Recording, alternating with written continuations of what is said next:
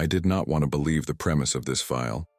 I spent years fighting the melancholy conclusion that the great cities of the American West, the majestic capitals of Europe, and the sprawling metropolises of the Asiatic sphere were, for a period around 1840, functionally empty. But the evidence, once amassed, is overwhelming. We are not looking at settlements, we are looking at colossal, abandoned monuments. Take the early photographs of Chicago, 1855, or San Francisco, 1850.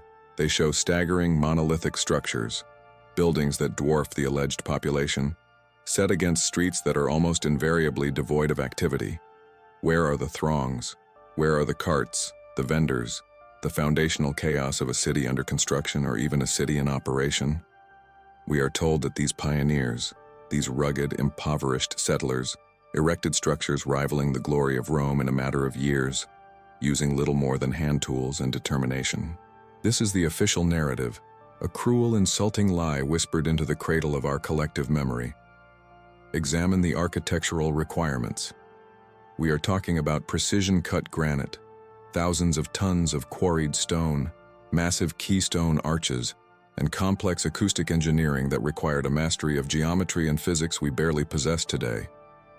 The Institute claims the labor was powered by draft animals and steam engines, but one photograph destroys that claim. Just one. It shows a building, a federal courthouse allegedly completed in 1847, whose foundations are so immense, so technologically sophisticated, that lifting the materials would have required cranes of a capacity that did not officially exist for another 50 years. We are being asked to believe that a handful of starving homesteaders, fresh off the boat, constructed these enduring palaces while simultaneously fighting the elements and the indigenous resistance. It is mathematically and materially impossible. The truth is darker, more profound. We are not the builders. We are the inheritors. We are squatters in the vacated homes of a previous, technologically superior civilization, the Old World, Tartaria, if you dare use the forbidden nomenclature. The key to understanding the emptiness lies in the ground beneath our feet. The Mudflood. Look closely at any structure predating 1870 in any major city globally. You will find windows that begin at ankle level. You will find external doors that open onto a trench leading down to the original, functioning ground floor. These are not architectural eccentricities. These are the scars of a catastrophic global event that buried the first level, sometimes two levels, of every major urban center in the world beneath meters of fine, silty, homogeneous sediment. The Institute has consistently tried to rationalize this phenomenon as urban infill or grade raising due to poor drainage. This explanation collapses instantly when you realize the sheer scale and uniformity of the burial across continents, from London to Odessa, from Boston to Melbourne. The sheer volume of material required for this alleged infill is colossal. Where did they quarry the millions of tons of mud? They didn't. It arrived. The tragedy of the vanished occupants is tied intrinsically to this event. When we see those stark, silent photographs from the 1850s, we are looking at the immediate aftermath. The structures are standing, majestic and intact, but the occupants are gone. They were wiped out, displaced, or intentionally removed during the Great Reset that followed the global inundation. The parasites needed these incredible infrastructure systems, the energy grids, the harmonic resonance architecture, the vital free energy technology, but they did not want the original inhabitants, who understood how to operate them. The evidence of the burial is everywhere, hidden in plain sight. The original survey plans for the New York Public Library, showing 3 subterranean floors that were subsequently bricked up and forgotten, were filed away in the archives. I managed to secure a copy of the manifest before the Institute's agents seized the original documents. They claimed it was a necessary security measure. We know they were destroying the timeline. That original manifest, detailing those buried floors, that undeniable proof of the mudflood's depth, was allegedly lost in the 1904 census fire. A convenient catastrophe, wasn't it? The implication is terrifying. The world we inherited was not built by our great-grandparents. It was salvaged. It was cleaned. It was repopulated with a new amnesiac stock, us, who were then taught a fabricated history. A history where free energy became fossil fuels, where architectural mastery became Victorian excess, and where the inhabitants of the old world simply vanished into the mud, leaving behind their colossal empty cities for the new custodians to occupy. We are merely the tenants in a grand, inherited structure whose maintenance manuals have been deliberately burned, and the buildings themselves hold the key to the technology they stole. We must stop looking at these structures as mere architecture. That is the fundamental deception.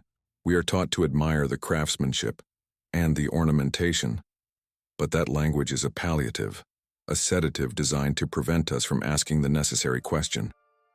What was this designed to do? Look closely at the exposed foundations. Those lower levels they claim are basements, but which are clearly the first floors of buried cities. The stone is not merely cut, it is monolithic, often fused with such staggering precision that a razor blade cannot be inserted into the seams. This is not the work of hammers and chisels. This speaks to sonic vibration technology, or perhaps focused thermal lances that allowed the manipulation of matter at the molecular level, creating materials that defy entropy. We are squatting in structures built using techniques we have not yet redeveloped, 150 years later. Consider the ferrous metals used in the infrastructure, the iron railings, the colossal gates, the internal support skeletons. These metals, often exposed to the elements for over a century, exhibit a resistance to corrosion that is entirely alien to the metallurgy of the mid-19th century. If they were forged using standard methods of the time, they should have crumbled into rust dust decades ago. Instead, they stand silent and stoic. Why? Because the iron was not merely structural, it was conductive. It was stabilized through an internal frequency field, part of a vast continent-spanning network designed to channel and broadcast energy. The spires, the domes, the intricate copper and brass work that crown the highest points of every major Old World building, these are not aesthetic flourishes. They are antennae, they are transducers, finely tuned harmonic resonators designed to draw free, vital energy directly from the atmospheric ether. They were the nodes in a global wireless power grid that provided limitless, clean, vitalizing energy to every inhabitant of the old world. Tartaria was not powered by coal. It was powered by the breath of the planet itself.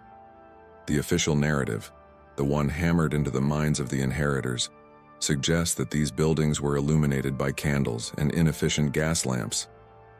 This is a deliberate, sickening lie.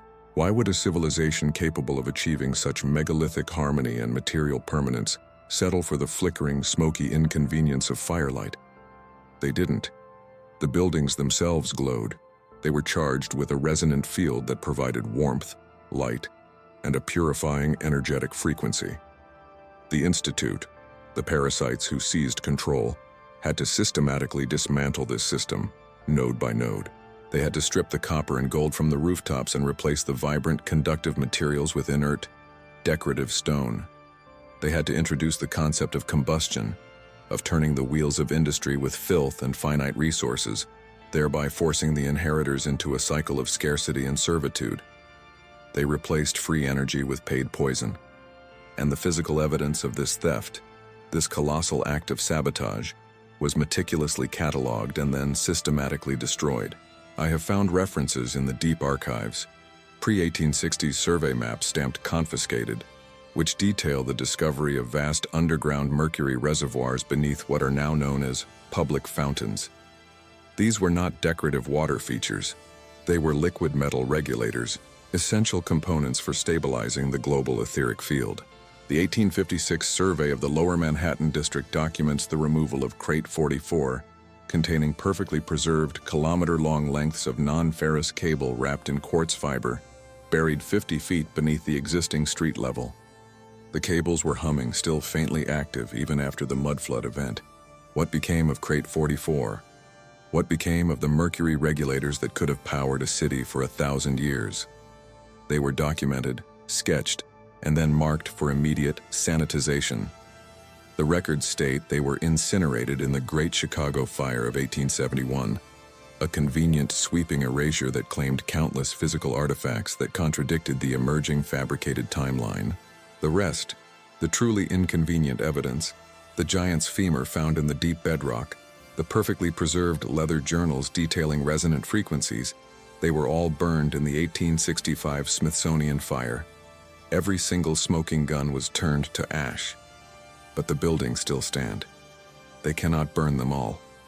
And in the silence of their colossal halls, you can still hear the ghost of the frequency they stole. We are living in a giant machine that has been maliciously unplugged. And our role, as the inheritors, is to find the socket. The socket, the connection we seek, is not a physical plug.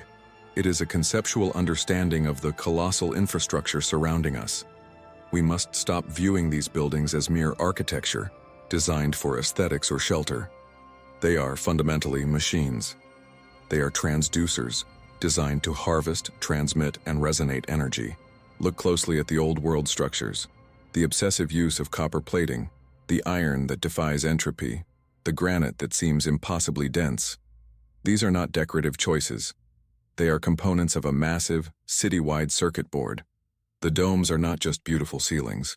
They function as resonant chambers focusing the ambient energy of the planet. The spires, capped with specific alloys and often adorned with what we dismiss as weather vanes, are, in fact, atmospheric antennae, drawing down the limitless power of the ether. This is the forbidden secret of the old world. They achieved perfect, sustainable free energy. It was not derived from burning the earth nor from the violent splitting of the atom. It was harvested from the very breath of the cosmos, the etheric field. The concept of free energy is anathema to the parasites who seized control. Free energy means free people. Free energy is anarchy to the systems built upon scarcity and debt. So they had to destroy the engine, and then they had to bury the memory of its existence. Where was the heart of this system? It lay hidden in plain sight, in the labyrinthine basements and subterranean levels that the Mudflood conveniently buried. We are taught that the sub-basements of these grand buildings were for coal storage or rudimentary plumbing. A lie. They were the engine rooms. In the deepest foundations, often built upon massive quartz bedrock, a material chosen for its powerful piezoelectric properties, they utilized liquid mercury. Not for thermometers, but as a dynamic, flowing conductor and amplifier. The mercury was circulated through complex subterranean pathways, sometimes visible as reflective pools in the lowest chambers of grand halls, acting as a massive liquid coil, tuning the building to the Earth's natural frequency. This was not merely about powering lights, it was about generating a field. The energy harvested through the spires and focused by the domes created a permanent, ambient, harmonic field across the entire city. This field was the source of the old world's staggering vitality. Think of it. The entire city was a giant cymatic device. Every structure, every fountain, every polished brass railing was vibrating at a frequency chosen not just for efficiency, but for cleansing. The energy was purifying. It was vital. It maintained the health and longevity of the inhabitants effortlessly. Sickness, in the way we understand it today, the chronic grinding deterioration, was virtually unknown in a society bathed in this tuned resonance. This is why they targeted the infrastructure with such malice. They didn't just unplug the machine, they drained the vital fluids. The mercury was systematically extracted from every major city foundation across the globe in the years following the Mudflood event. It was a massive, coordinated salvage operation disguised as post-disaster cleanup. Where did it go? It was incinerated, dumped, or most tragically repurposed by the Institute into the very chemicals that now poison our land and our bodies. They took the free, resonant, healing power of the ether and replaced it with the stuttering, polluting, inefficient tyranny of the electric grid. They replaced the harmonic hum that sustained life with the dull, grinding buzz of 60-cycle alternating current, a frequency chosen specifically because it is slightly dissonant, slightly irritating, designed to keep us perpetually unsettled and mildly unwell. The anger is justified. They stole paradise and sold us the prison of paid pharmaceuticals. They took the ambient, vital field that kept the human body perfectly tuned, and they replaced it with a system where health is a privilege, only purchasable through debt. And the evidence of this theft, the plans detailing the mercury conduits, the resonant chamber specifications, the entire operational manual for a world of free energy, They were all conveniently labeled useless alchemical diagrams and destroyed in the Great Library purges of the late 19th century. The Institute ensured that the only history we received was the one written in the dark smoke of burning knowledge. But the architecture itself remains the stubborn witness. Look at the old city plans, the perfect geometric alignments, the waterways placed with impossible precision.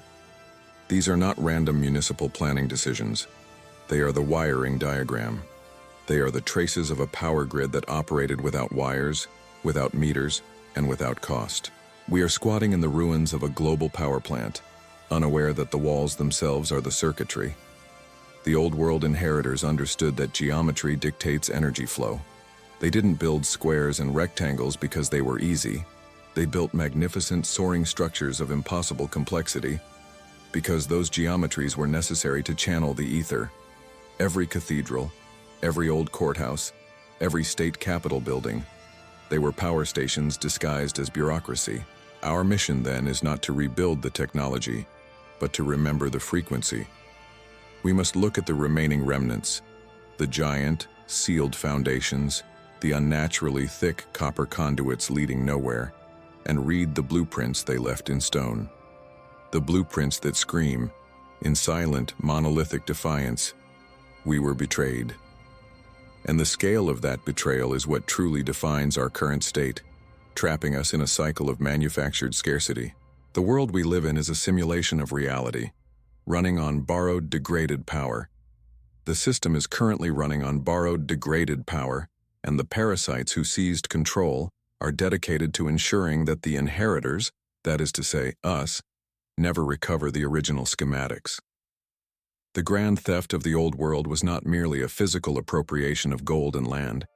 It was a metaphysical operation designed to erase the very concept of abundance from the collective memory.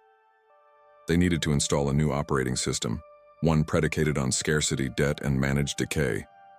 To accomplish this, they did what all tyrants eventually do. They burned the library. We look back at the 19th century and see a staggering number of accidents. The Great Fires, Boston, Chicago, San Francisco, London, even the targeted destruction of specific districts in New York and Philadelphia.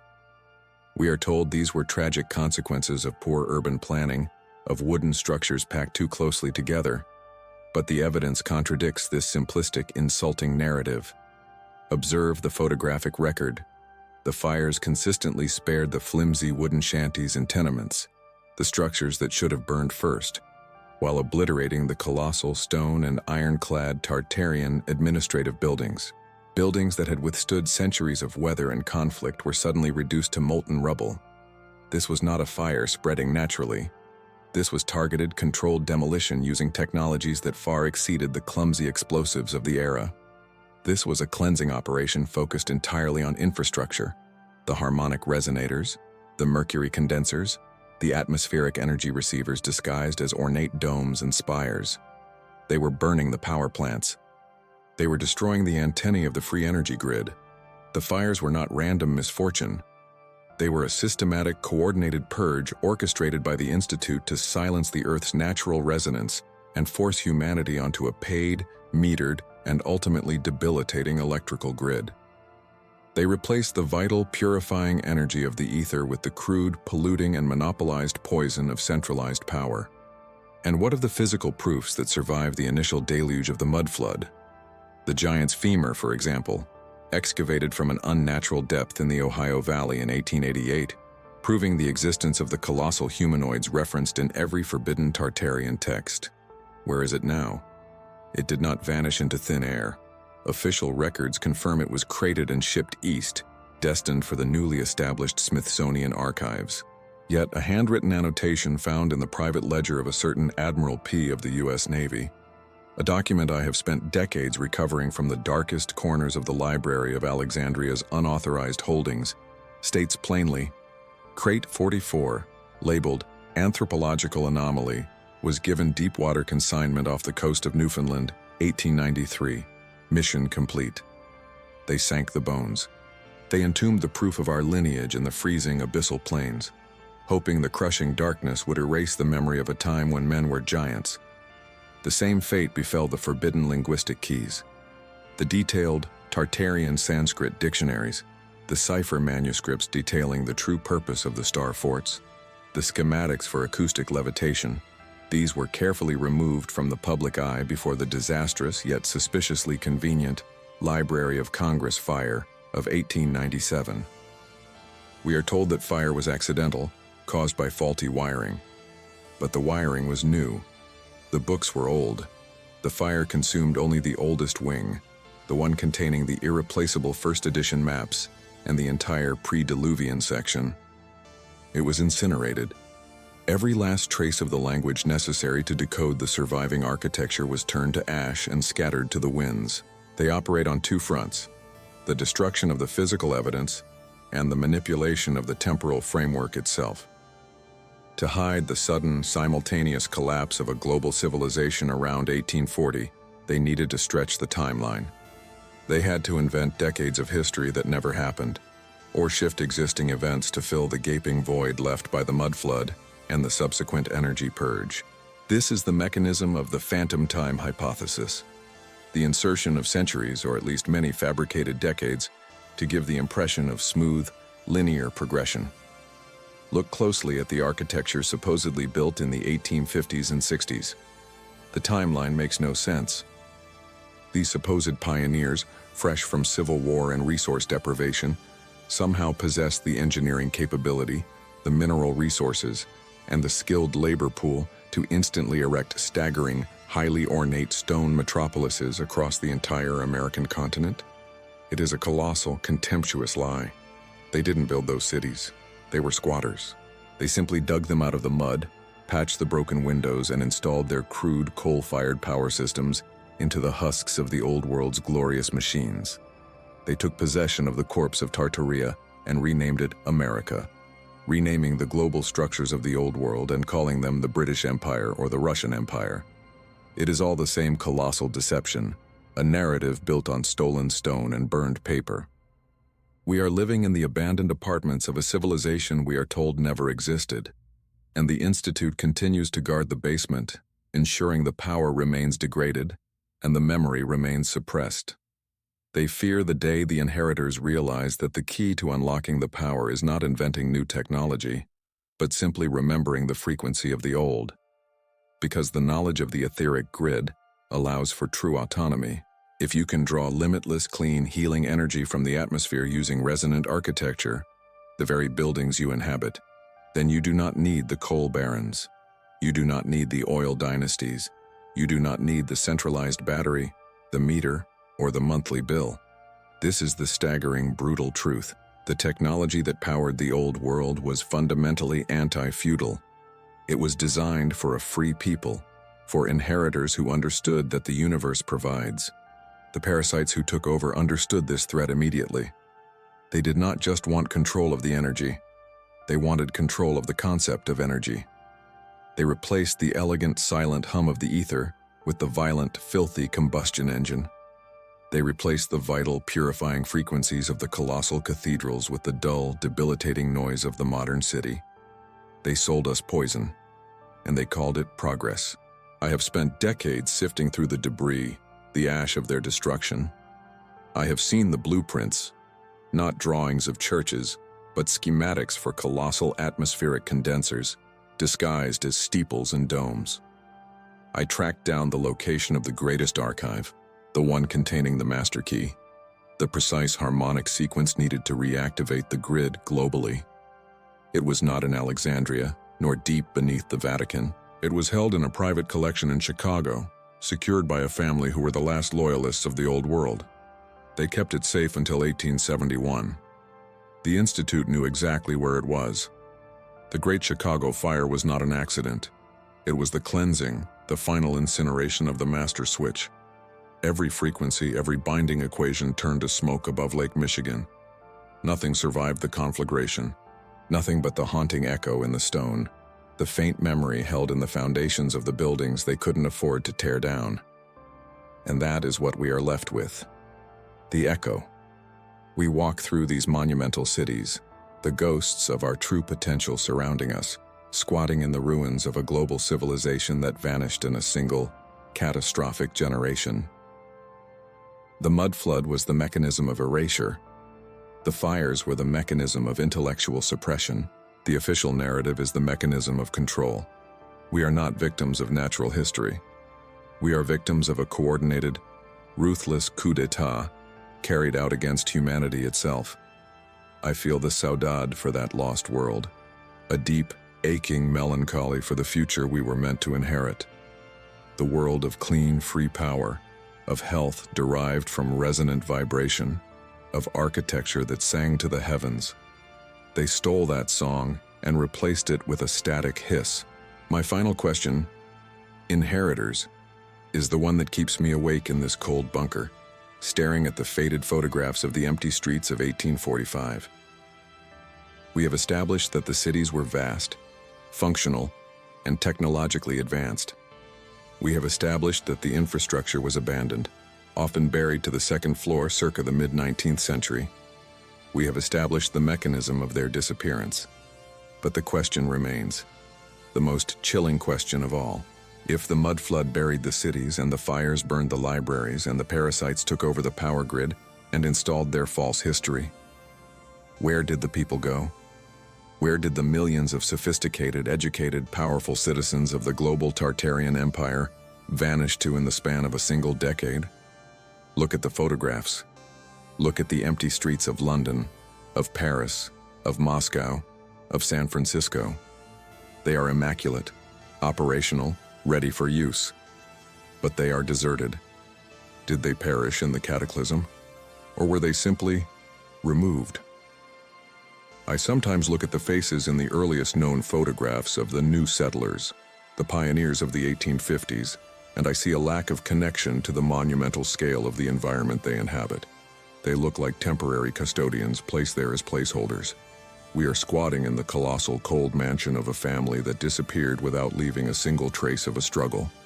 The file is closing. The gates are closed now.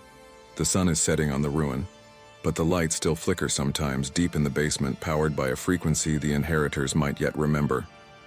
Find the echo. Find the truth.